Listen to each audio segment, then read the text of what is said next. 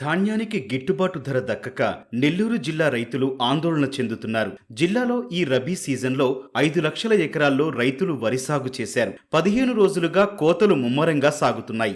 జిల్లాలో ప్రభుత్వం 298 ధాన్యం కొనుగోలు కేంద్రాలు ఏర్పాటు చేసినప్పటికీ పూర్తిగా ప్రారంభం కాలేదు.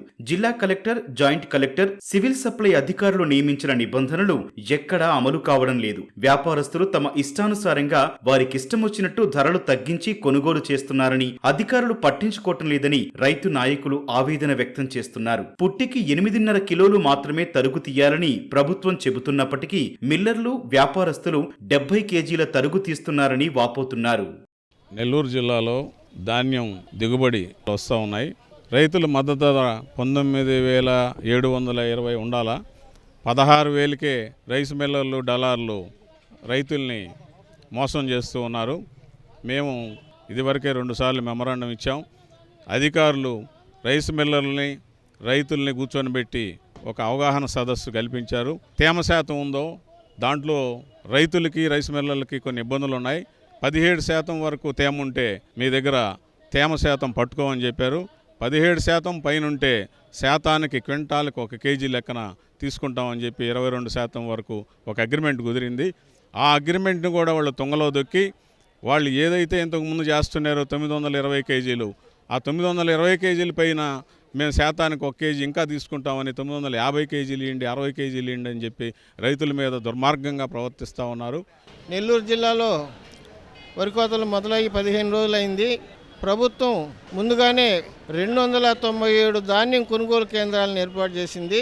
మద్దతు ధర పుట్టికి అంటే 850 కేజీలు 19,720 రూపాయలు కొంటాము, ప్రతి గింజ కొంటామని చెప్పారు. 5 లక్షల 6 లక్షల ఎకరాల్లో వరి సాగు చేశారు. 15 నుంచి 20 లక్షల మెట్రిక్ టన్నుల ధాన్యం దిగుబడి రావాల్సి ఉంది. ఇప్పటి వరకు ఇంచుమించు ఒక 40% వరి కోతలు అయిపోయినాయి. తీరా ఇప్పుడు చూస్తే 4 లక్షల మెట్రిక్ టన్నుల ధాన్యం రైతులు అమ్మేసుకున్నారు. ఇందులో ప్రభుత్వం కొనుగోలు చేసింది 10,000 మెట్రిక్ టన్నుల ధాన్యం.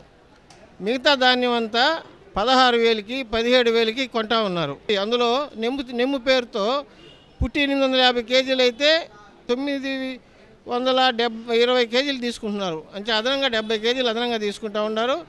ఇప్పుడు కొత్తగా నిబంధనలు పెట్టింది ప్రభుత్వం. జీపీఎస్ బిగించుకోవాలా ట్రాక్టర్లకి, లారీలకి అని చెప్పారు. ఆ జీపీఎస్ బిగించుకుంటే అది వెంటనే రెగ్యులేట్ కావడం లేట్ అవుతూ ఉంది. ఇప్పుడు జిల్లాలో ఇంకొక వారం రోజుల్లో ఎక్కడ పట్టినా ధాన్యమే. ఆ ధాన్యం కొనేవాడు ఎవరు? నెల్లూరు జిల్లాలో వరి రైతుల పరిస్థితి ఈ సంవత్సరం అంత ఆశాజనకంగా లేదు. వరి వేసినప్పటి నుంచి వచ్చిన పలు రకాల సమస్యలతో దిగుబడులు తగ్గాయి. ఎకరానికి 4 పుట్లు వచ్చే దిగుబడి 3 పుట్లకు పడిపోయింది. ప్రభుత్వం ఏర్పాటు చేసిన ధాన్యం కొనుగోలు కేంద్రాల్లో మంచి ధరలు వస్తాయని ఆశించిన రైతులకు నిరాశే మిగిలింది. కొనుగోలు కేంద్రాల్లో నామమాత్రంగానే కొనుగోలు జరుగుతుండటంతో ధాన్యాన్ని ఆరబెట్టే అవకాశం లేక రైతులు బహిరంగ వ్యాపారులకే అమ్ముకుంటూ నష్టపోతున్నారని రైతు నాయకులు అంటున్నారు. ధాన్యం కొనుగోలు కేంద్రాలు 300 కేంద్రాలు ప్రారంభించాము అని చెబుతున్నా కూడా ఇప్పటివరకు 11,000 మెట్రిక్ టన్నులే ధాన్యం కొనగలిగారు. ప్రభుత్వ అధికారులు అయితే క్రిమినల్ చర్యలు కూడా తీసుకుంటాం, మిల్లర్లు సహకరించాలి, దళారులు సహకరించాలి అని ఎన్ని చెబుతున్నారు. అయితే అది మాత్రం అమలులో జరగటం లేదు. రైతులు ఆరబెట్టుకోలేక వెంటనే ఇస్తుంటే దళారులు మధ్యలో ఎంటర్ అయి 18,000, 18,500కి కొంటున్నారు. మామూలుగా ప్రభుత్వ ధర ప్రకారం అయితే 19,720 ఒక పుట్టి, కానీ అది ఎవరికీ రావటంలా. అది కొనుగోలు కేంద్రాల ద్వారా పోయిన వాళ్ళ వరకే వస్తున్నాయి. అది కొనుగోలు కేంద్రాలను పెద్దగా కొనుగోలు జరగటంలా. ఈ సంవత్సరం ధాన్యం కొనుగోలు కేంద్రాలు కలెక్టర్ గారు చెప్పిన దానికి, జేసీ గారు చెప్పిన దానికి, మిల్లర్స్ కొనేదానికి చాలా తేడా ఉంది. ప్రొక్యూరింగ్ సెంటర్ నుంచి మాయిశ్చర్ చూసిన తర్వాత ప్రొక్యూర్ సెంటర్లో మాయిశ్చర్కి, మిల్లర్స్ మాయిశ్చర్కి తేడా ఉంది.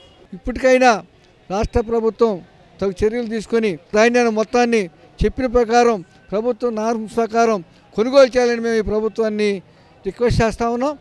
ఇప్పటికైనా జిల్లా యంత్రాంగం రైతుల సమస్యలను దృష్టిలో పెట్టుకుని ధాన్యానికి మద్దతు ధర లభించేలా చర్యలు తీసుకోవాలని పలువురు రైతులు కోరుతున్నారు.